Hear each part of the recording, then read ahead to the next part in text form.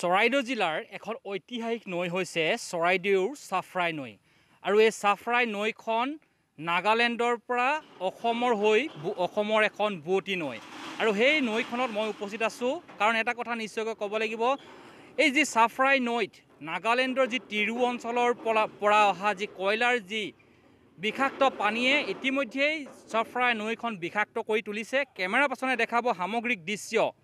ইতিমধ্যে দেখিছে আপোনালোকে যি চৰাইদেউ জিলাৰ যিখন ঐতিহাসিক নৈ চৰাইদেউ যি চাফৰাই নৈ এই চাফৰাই নৈখনত নাগালেণ্ডৰ পৰা যি তিৰু অঞ্চলত যি কয়লাৰ মুক্ত খনন চলি আছে কয়লা মুক্ত খননৰ ফলতে কয়লাৰ বিষাক্ত পানীয়ে চাফৰাই নৈত বিষাক্ত কৰি তুলিছে আৰু জীৱকুলৰ প্ৰতি ভাবুক আহিছে।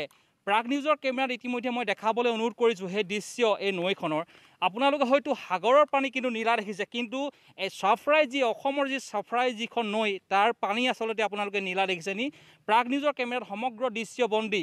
আচলতে এই পানী হৈছে চৰাইদেউ জিলাৰ যি চাফৰাই নৈত অসম নাগালেণ্ডৰ পৰা নাগালেণ্ডৰ পৰা এখন বৈ অহা নৈ বুৱতী নৈ আৰু এই বুৱতী নৈখনত নাগালেণ্ডৰ যি কয়লা মুক্ত খনন চলিছে এই মুক্ত খননৰ কয়লাৰ যি পানী এই পানীয়ে আচলতে চাফৰাই নৈখন ইতিমধ্যে বিষাক্ত কৰি তুলিছে লগতে জীৱকুলৰ প্ৰতি ভাবুকি সৃষ্টি কৰিছে।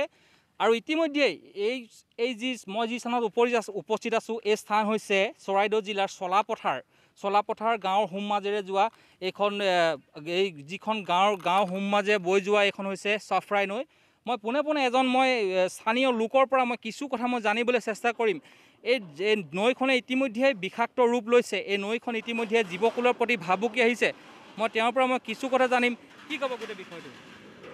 এই নদীখনৰ ৰূপটো আমি 2015 চনৰ পৰা দেখি আছোঁ। ইয়াৰ আগত আমাৰ এই নদীখন আমাৰ অঞ্চলটোৰ লাইফ লাইন জীৱন ৰেখা বুলিব পাৰি। এই নদীখনৰ পানীয়ে আমাৰ গোটেই গাঁওখন কেইবাখনো গাঁৱৰ খেতিপথাৰত খাৰিফ ৰবি শস্যত খেতিপথাৰত পানী যোগান ধৰে। কিন্তু আজি 15 চনৰ পৰা আমি এই নদীখনৰ পৰা একো উপকাৰ পোৱা নাই।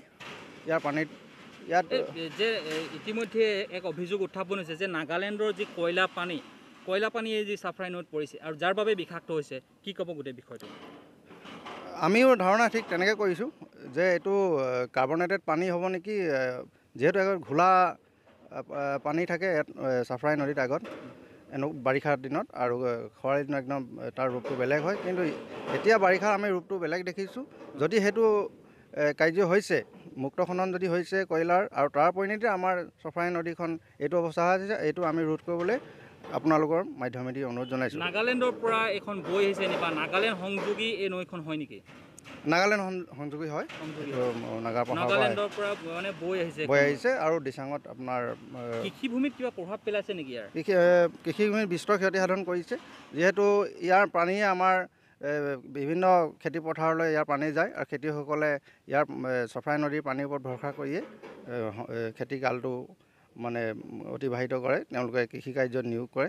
গতিকেলৈ বিস্তৰ ক্ষতি কৰিছে আমাৰ এই কাৰ্যটোৱে। গতিকে এইটো ৰোধ হ'বলৈ কাৰণে আমি অনুৰোধ জনাইছোঁ ৰোধ কৰিবলৈ।